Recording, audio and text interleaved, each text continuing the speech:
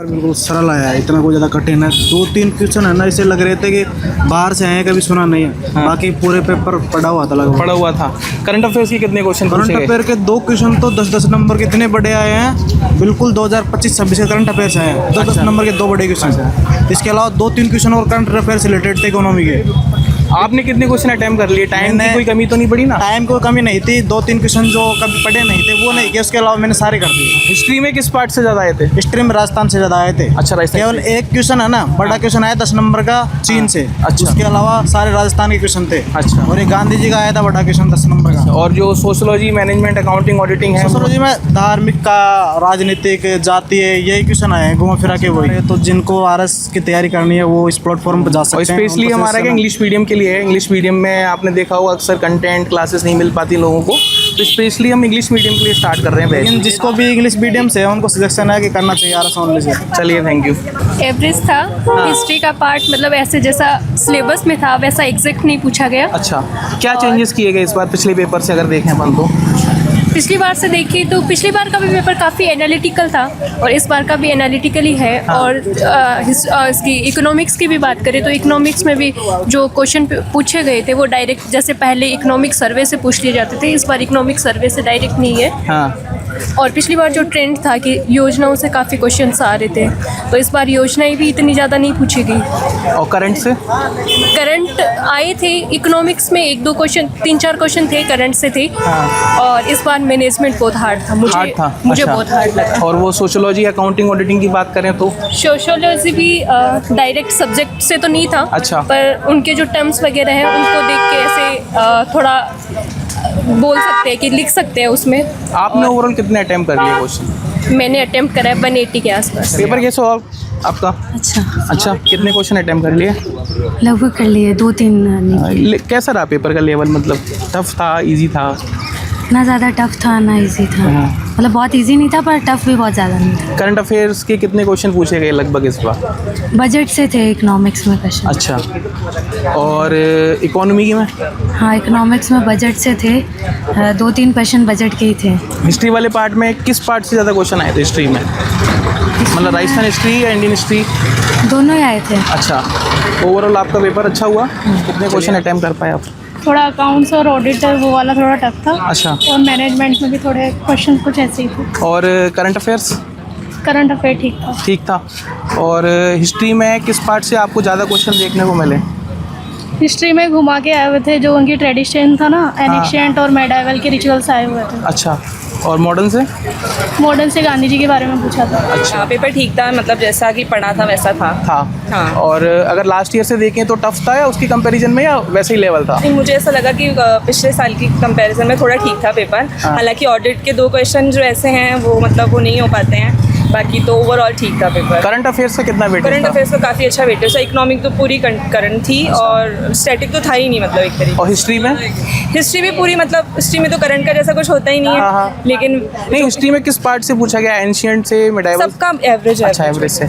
और आपने कितने क्वेश्चन अटेम्प्ट किए? मैंने क्वेश्चन तो ऑलमोस्ट सारे किए, 1-2 छोड़ा है, जैसे कि ऑडिट के जो क्वेश्चन है न्यूमेरिकल वाले, और स्टार्टिंग का 1 क्वेश्चन। पेपर थोड़ा हार्ड था, मतलब हार्ड ही था। उसमें मेनली जो स्कीम्स थी, गवर्नमेंट की जो स्कीम्स होती है जो हम पढ़ते हैं वो, उसमें से कुछ भी नहीं पूछा हुआ था। जो स्कीम्स पूछी हुई थी वो हमने कभी देखी भी नहीं थी। आपको थोड़ा सा ऐसा लगा कि चैलेंजिंग था? कौन सा पार्ट सबसे ज़्यादा चैलेंजिंग था? चैलेंजिंग तो सारा ही पूरा पेपर ही चैलेंजिंग था, ठीक है। हाँ। तो आप फर्स्ट टाइम अटेम्प्ट कर रहे हैं? बिल्कुल ही आउट ऑफ द वे थी, जो आपने पढ़ा था उसमें से कुछ भी नहीं आया। तो स्ट्रॉन्ग पार्ट जो था आपका, जो आपको लगा कि ये मेरा स्ट्रॉन्ग पार्ट है, वो कौन सा था? मेरा इकोनॉमी स्ट्रॉन्ग था, क्योंकि मैंने बहुत सारी स्कीम्स पढ़ी हुई थी इंडिया की भी, लेकिन उसमें जो प्रोविजंस वगैरह आए बजट से रिलेटेड आए तो वो उसमें अपडेटेड नहीं थी। ठीक है, कोई इशू नहीं है। बाकी कमजोर जिसको लगा आपको कि ये दो जो है थोड़ा सा और मेहनत कर सकते थे इस चीज़ पे, कैसा? ऐसा तो इकोनॉमी है, वही इकोनॉमी वही हो गया, ठीक है। उसमें यही है ना कि स्कीम्स पढ़ लो तो वो आ जाएंगी तो आपका पेपर अच्छा हो जाएगा। बाकी हिस्ट्री तो उसमें सिलेबस बहुत ज़्यादा है तो उसको आप कवर नहीं कर सकते, उसमें कहीं से भी कुछ भी पूछ सकते हैं। बाकी जो पेपर आया था मीडिएवल से ज़्यादा आया था या फिर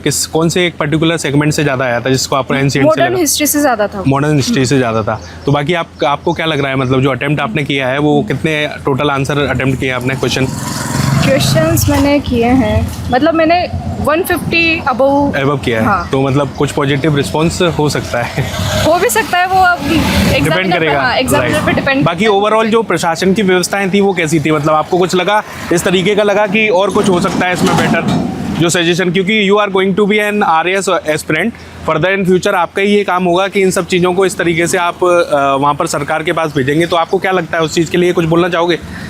उसके लिए तो यही है कि मतलब जो एक तो या तो डिफाइंड सिलेबस है ना, उसी में से कुछ पूछो, और उससे ज़्यादा तो मतलब सिलेबस से आउट ऑफ सिलेबस था, या तो हमारा इतना नहीं था कि हमने इतना ज़्यादा अप्रोच नहीं किया, Absolutely इतना right. ज़्यादा out Out of of the- comfort zone जाके हमने बहुत ज़्यादा नहीं पढ़ा, जो कोचिंग के नोट्स से शायद उसी में हम वो रह गए। सफिशिएंट थे। हाँ, तो उसी आप में रह एक गए। पिता की आस है कि हाँ भाई ठीक है, बच्चों का कहीं ना कहीं कुछ ना कुछ भला होना चाहिए, हर एक माता पिता का सपना होता है।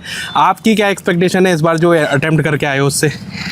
नहीं, मेरा इतना अच्छा नहीं गया। अच्छा नहीं गया, चलो कोई इशू नहीं है। और बाकी कौन सा ऐसा पर्टिकुलर सब्जेक्ट था जिससे सबसे ज़्यादा आपको चैलेंजिंग लगा?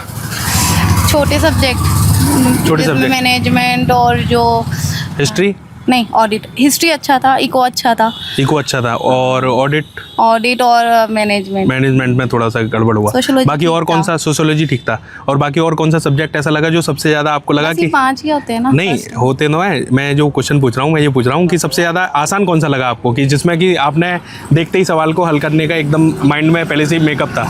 इकोनॉमी ठीक था। इकोनॉमी था। चलो बाकी कहाँ से आए हो आप? सांगानेर से। अच्छा, सांगानेर से आए हो। पेपर ठीक था, एनालिटिक भी था और फैक्चुअल, दोनों मिक्स में था। ठीक, तो तैयारी कैसी थी आपकी? तैयारी भी ठीक थी। अच्छी थी। तो कितना टाइम हो गया था प्रिपरेशन करते हुए? मैंने पिछला वाला मेंस दिया था। अच्छा, पिछली बार मेंस लिखा है आपने, बहुत बढ़िया। तो अभी जो है सबसे ज़्यादा चैलेंजिंग सब्जेक्ट जो था आपका, स्ट्रॉन्ग सब्जेक्ट था, वो कौन सा लगा था? पार्ट कौन सा लगा था पर्टिकुलर, जो टॉपिक्स थे या सब्जेक्ट था? इसमें जो छोटा सब्जेक्ट में जो आते हैं ना, ये अकाउंटिंग वोटिंग बजटिंग वाले, इसमें थोड़ा वो था, क्वेश्चन डेप्थ में थी। ठीक है। और मैनेजमेंट और ऑडिट के बारे में क्या बोलना चाहोगे? मैनेजमेंट में तो ठीक था, ऑडिट में थोड़ा वो था। ठीक है। और हिस्ट्री में ऐसे कौन से पर्टिकुलर सेगमेंट था, जैसे एंशिएंट हिस्ट्री से ज़्यादा था या फिर मिडाइवल से ज़्यादा था? स्ट्रीम में तो मिडाइवल तो आती नहीं है, कल्चर रहती है मिडाइवल की, तो ठीक है। एंशिएंट मॉडर्न का थोड़ा ज़्यादा वेटेज था। ठीक है। बाकी ओवरऑल एक्सपीरियंस मतलब कितना अटेम्प्ट करा आपने? टाइम मैंने कर दिया 180 नंबर के आसपास। 180, बहुत बढ़िया। तो congratulations in advance, further in future you are going to be an RAS officer. So अभी से आपको बहुत बहुत शुभकामनाएं। अगर सही होता है तो भगवान का साथ रहता है, तो सारी चीज़ें सही रहेंगी। और बाकी ये जो इस तरीके की चीज़ें हुई कि अखबार में निकले या सोशल मीडिया पे आपने देखा होगा कि एक कहीं ना कहीं र्यूमर्स थे या क्या था, तो उससे कुछ प्रभाव पड़ा मानसिक रूप से आपको? ऐसा कुछ नहीं था, तैयारी अच्छी थी। चलिए, थैंक यू वेरी मच भैया।